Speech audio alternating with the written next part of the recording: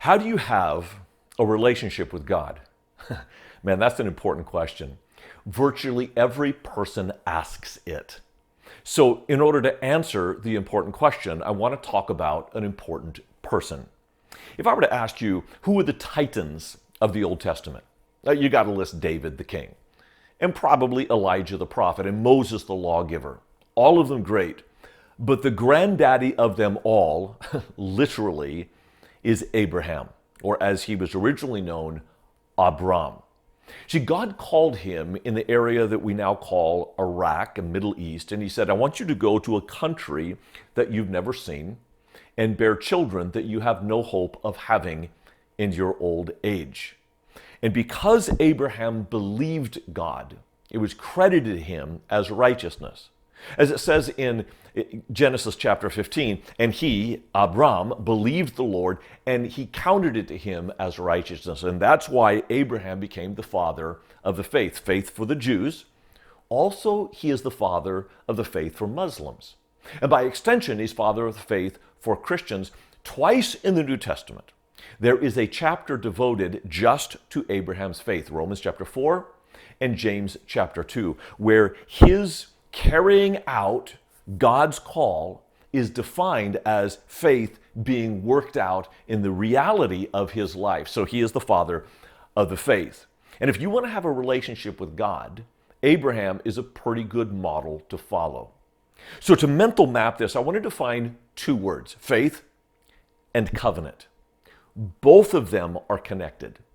And when we talk about faith in the modern world, typically a person will imagine faith either centered in your head or your heart.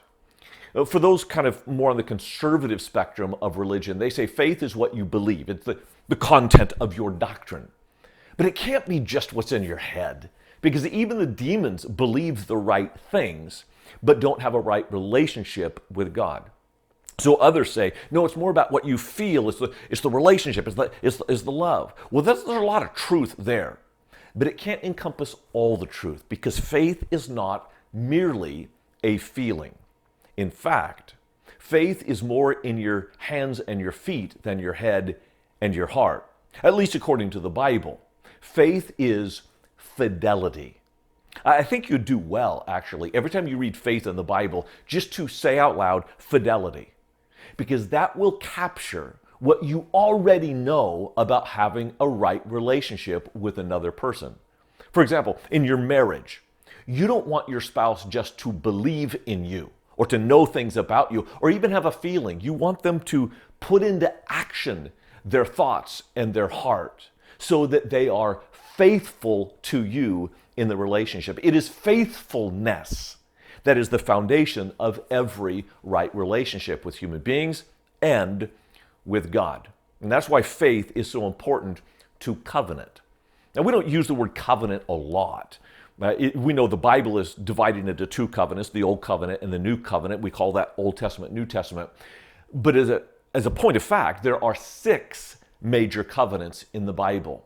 And all of them were a relationship between God and a person. And the kind of covenants that they are is technically called a suzerain treaty, where a greater party sets the terms of the covenant for the lesser party.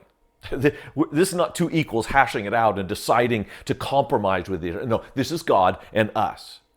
And in this covenant, there are parties, terms, and consequences. Parties, terms, and consequences. God establishes the terms. It's always God and another party. The terms of the covenant is what he said to do in order to fulfill the covenant. And the consequences are, here's what you get if you are faithful or show fidelity to the covenant, and here's what happens if you are unfaithful to the terms of the covenant. So there's covenant. Here are the 6 in order in the Bible. Adam, Abraham, or Noah, Abraham, Moses, David, and Jesus. Adam, Noah, Abraham, Moses, David, and Jesus. So, for example, with the covenant of Adam, here are the terms that God established. Don't touch the tree. That's it. That's the terms. The consequences are, if you don't touch the tree, we live happily ever after in a Garden of Eden. If you do, you're kicked out and there's all kinds of problems for all the rest of humanity. For Noah, here's the terms. Build a boat. That's it. Build a boat. If you build a boat, you and your family will be saved. If you don't, everything is lost. With Abraham, maybe three things. Leave your family and your land, and I will give you family and a land, and circumcise your offspring. That was it. And if you do that, through your seed, the entire world would be blessed. So on you go, parties, terms, and consequences. And it runs the gamut even through our covenant with Christ today. The terms for the Christian covenant is Jesus died for your sins. And if you accept that, if you submit to that, if you follow that, then the consequence is a right relationship with God. Now, here's where it gets really interesting and really good. If you look at those 6 covenants across time, if you want to have a relationship with God, you will see how much broader it is, the invitation, and how much easier it is for actually being loyal or faithful to it. With Adam, it was a covenant to 2 people, husband and wife. With Noah, husband, wife, and kids. With Abraham, it was husband, wife, kids, and all of their kids. With Moses, it was a whole nation. With David, it was a nation and anyone who aligned with his nation. With Jesus, it's the whole world. So, end of the day, if you want to have a relationship with God, here's what you know, is that it's not you reaching up to God, but God has actually reached down to you through a covenant. And as you are faithful to the covenant, He will embrace you in this relationship.